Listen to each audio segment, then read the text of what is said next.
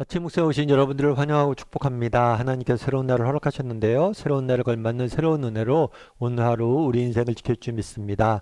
오늘은 밀도 있게 사는 지혜라는 제목을 가지고 전도서 11장 7절부터 8절까지 말씀을 좀 살펴봤으면 좋겠습니다. 우리 7절부터 8절까지 말씀을 같이 한번 읽어볼까요? 빛은 실로 아름다운 것이라 눈으로 해를 보는 것이 즐거운 일이로다. 사람이 여러 해를 살면 항상 즐거워할지로다. 그러나 캄캄한 날들이 많으리니 그 날들을 생각할지로다. 다가올 일은 다 헛되도다. 네, 뭐라고 되어 있냐면 항상 즐거워할지다라고 이야기를 해요. 즐겁게 살라는 이야기죠. 왜 그러면 우리에게 즐겁게 살아야 될까요? 왜 우리가 즐겁게 살 수 있는 근거는 뭘까요? 사실 이거는 전도서의 굉장히 중요한 주제예요. 전도서는 우리 인생이 뭐라고 생각하는 거예요? 헛되다는 거예요. 우리 인생이 일시적이고 임시적이란 거예요. 그래서 뒤에 보면 이렇게 됐어요. 칸칸한 날들이 많으리니 그날을 생각할지어다. 그러니까 우리 인생이 영원하지 않아요. 우리 인생은 한시적이에요. 따라서 오늘 하루를 살 때 어떻게 살아야 되냐? 첫 번째 전도서에 이야기하는 건 근면이에요, 근면. 열심히 일하는 거예요. 정말 그렇죠. 내일 우리가 어떻게 될지 모르니까 오늘 하루 깨어있을 때 열심히 근면하는 거예요. 뿐만 아니라 뭐예요? 하루하루를 즐겁게 살라는 거예요. 그러면서 뭐라고 얘기했냐면 빛은 실로 아름다운 것이라 눈으로 해를 보는 것은 즐거운 것이다. 그래서 우리가 정말 눈으로 해를 볼 수 있다는 건 뭐예요? 아직 살아있다는 거예요. 삶 자체는 소중한 거예요. 정말 이 삶 자체를 즐거워할 수 있고 즐길 수 있어야 된다는 거예요. 그럼 여러분들은 어떠세요? 정말 우리는 정말 이 삶 자체를 즐기고 정말 하루하루를 기쁘게 살아갈 수 있냐는 거예요. 살아가고 있냐는 거예요.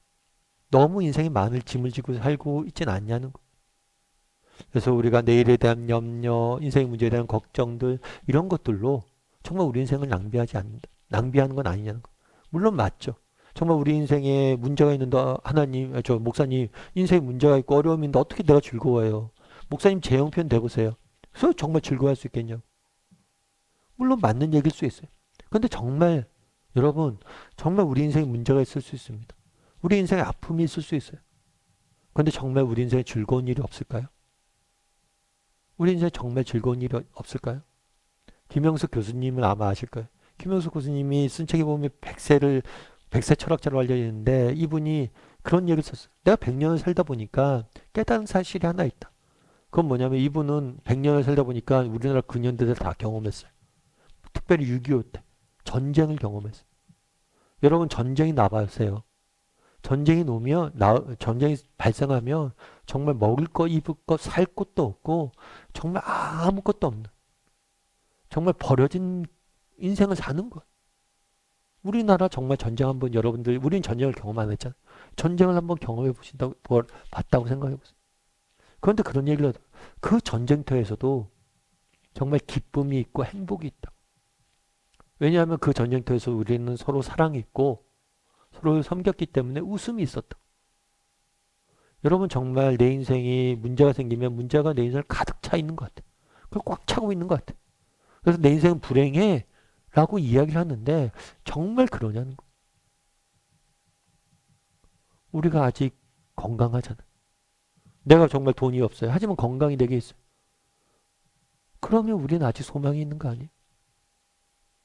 정말 눈을 뜨고 우리 볼 수 있잖아.